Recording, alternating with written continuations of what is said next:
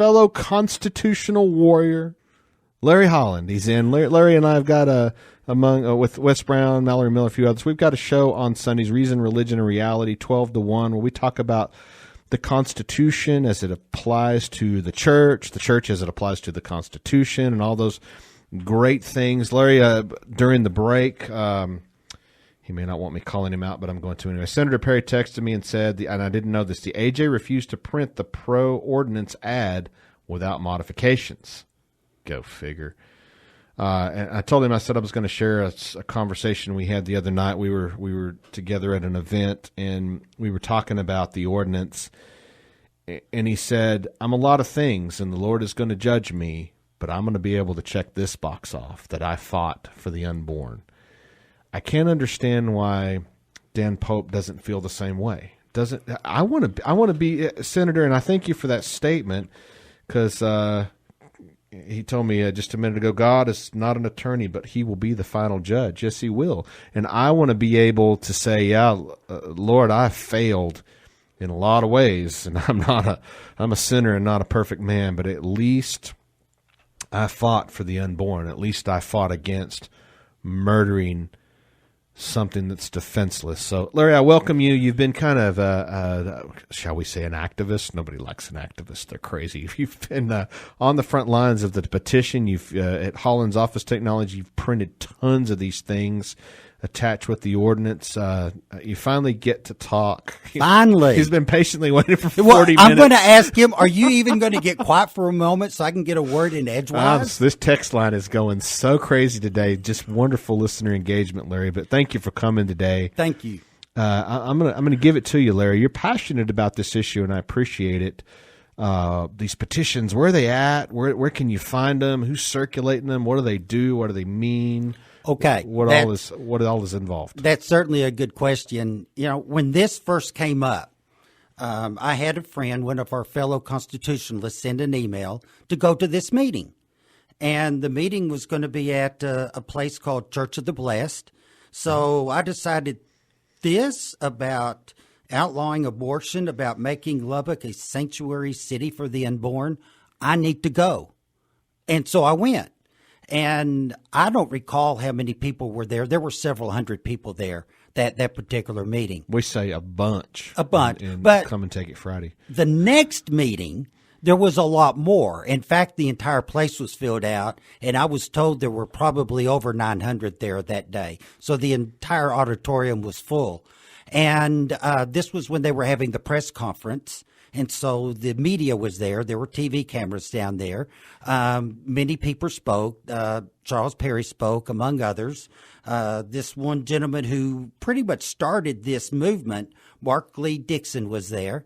And lined up across the front was 20 to 30 pastors from various churches here in town. And so I feel real confident that this petition is getting out there. Now, we really we're on a limited time scale for this. We want to get it finished up this week, this Sunday. So if there's a petition there in your church, go sign it.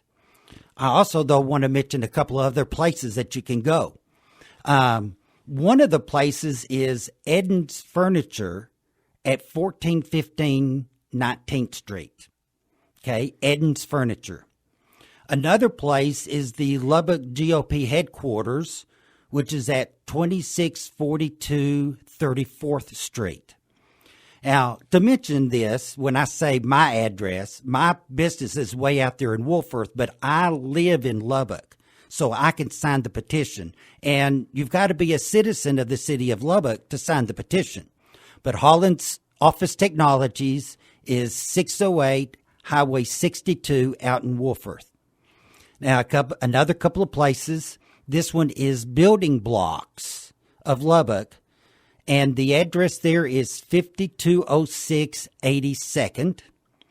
And the last one I've got here, of course, is Senator Charles Perry's office, and I'm going to pronounce this address. It's 11003 Quaker. But tell me, Steve, is there a better way of saying that? No, that's it. 110th Street. 110th and Quaker. There's big green signs, Senator Perry. Okay. State Senator Perry to his office. It's a long strip of those nice garden offices down there on Quaker. So And, if you get to 1585, you've gone too far. you've gone way too far. You get to 114th Street, you've gone too far. But also, I the last time I looked, and I don't remember where I saw this, it was almost a complete list, but over 20 churches have the petition. Freeway Bible Chapel on Marshall Sharp Freeway has petition. Dr. Bradley leading the charge there, and it's growing. It's growing rapidly. Your signature is needed. We need double what's required, at least, because there's going to be a movement to invalidate as many as they can. So we need way more than what's necessary. And make sure your information is correct. Those that have the petition have actually gone through some training to make sure that it's filled out properly, because I guarantee you those that are in opposition to this are going to check every single name to invalidate as much as possible. Now, Larry, the meat and potatoes, what does it do? Well, okay, so when we sign this petition, it's going to go before the city council, and it is going to require them to vote on whether to make Lubbock a sanctuary city for the unborn. If they do not pass it, then I believe it can go up for a general vote to the entire city of Lubbock. I think that's if it fails in the council, then it goes to the people. We've got Rick on the phone who's got a question. Rick, you're on the Chad Hasty Show. Well, I like what y'all are doing. It's fantastic, and I've signed a petition. But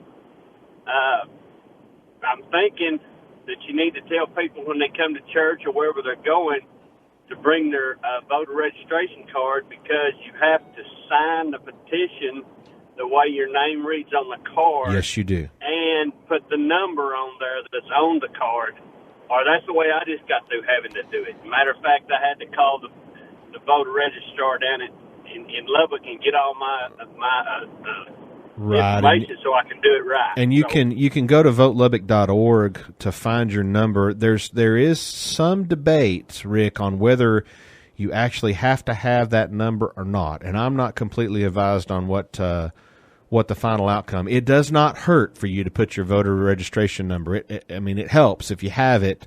Helps identify you, but you're absolutely correct, and thanks for your call. You've got to have your name listed the way it is on the voter rolls. Or I've heard of every stupid reason in the world why they invalidate it. It's one digit wrong on the address, one letter wrong. Make sure that you print that thing out perfectly to give them no reason to invalidate your signature. The area there that says printed name of signer, where you print it, exactly as shown on the voter registration card. So I pulled mine out and looked at it, and it's the same as my driver's license, but I know that is not every case. Mine is my full name, Larry Marvin Holland. A gentleman signed one today for me, and he said, I don't have a middle name. And so, therefore, well, if he doesn't have a middle name, it's not going to be on it. But I believe that when in doubt, check your driver's license. That may be a possible key for that. But if you can double check your voter ID card beforehand, that would be great. Yeah, like my full name is actually Stephen. I haven't gone by that since I was 8 years old. I've gone by Steve, and I do have a also known as, but my voter registration card has my full legal name on it. So when I signed the petition, I got to sign it on Tuesday night. When I signed it, I filled out my full legal name. But if you go to votelubbock.org, the voting information, what I've been talking about the whole show, to find the sample ballot and do voter information, look up, put your name, your legal name, and birth date. It will give you all that info, your voter ID number, your registration number. It'll even tell you when you registered to vote, what precinct you live in. Absolutely important. If you can't find a place, Steve at s7sradio.com, email me. You can go to cslubbock.com, which is the Constitutionalist Society, the company that Larry and I have, to and send a message there. We will point you somewhere to sign that petition. We up against a break here, Jody. Let's take that break. When we come back, Larry Holland and I will talk some more about some things on this Come and Take It Friday. Stick around. Back on the Chad Hasty Show. Black KFYO text line is still blowing up. Steve Evans driving the show today. Jody Smyer, the first voice you hear when you call in. Not much time left. Larry Holland's still hanging out with me. Let me jump back out. This is a real text. It's real. I promise. From 441. Best show I've heard in a long time. Yay. Great information. Thank you, texter. Thank you so much. The Come and Take It flag is still flying. Is there going to be another Trump rally here in Lubbock? I hope so. There is going to be another rally. It's a multi-purpose rally. We're putting it together on October 24th. I can give you the date, nothing else yet. It'll be in the afternoon. State Party Chairman Alan West is coming in. We're not billing it as a Trump rally. It's a rally. We're going to rally for life. We're going to rally for freedom. We're going to rally for everything. And there might be a Trump train that happens with that thing. Micah, voter.org. My name is different than what I actually signed it. Micah, you can sign the petition twice. It doesn't hurt if you think you got your name wrong and you can't find the person who has the petition. I know where you signed it at. Check back with the guy that had it. They may be able to fix it. If not City of Lubbock, why not County for Abortion Ban? That's a topic we don't have time to really get into. I got two lines, but there's some issues about county ordinances.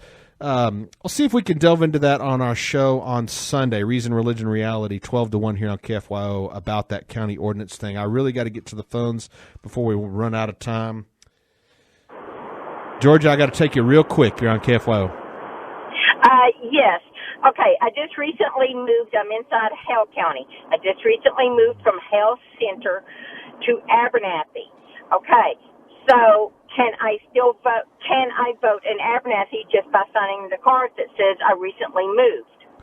You've got to move your address and then check with the county clerk there in Hale County to make sure they got it moved. If there's any city or specific regional elections that you might be affected by being in the city of Abernathy and not in Hale Center, you want to make sure you get it moved so you can participate in those. No, it's just for the presidential. You can still vote. Yeah, they'll let you vote. Absolutely. Okay, I just have to sign a thing and put my new address. That's it. That's all you got to do. Okay, have a great day. To be sure. Uh-huh. Gary, you're on KFYO.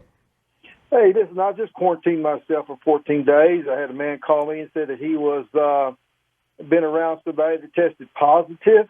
How can I sign that petition if I quarantine myself for 14 days now? Is there any way? Larry, what's our deadline on this petition? I don't really know that there is a deadline. The count that we're looking for of qualified signatures is about 3,700, which is not that many. But again, like you said earlier, we need twice that many just in case they don't go kicking them out. My comment is, if you're quarantined, can you drive to some of these places that I mentioned? Even my office, call us and we'll bring it out to you. Yeah, there's nothing really wrong with me. My friend just called me and said he was around a person that tested positive, and that I should just kind of be careful, maybe quarantine yourself, Yeah.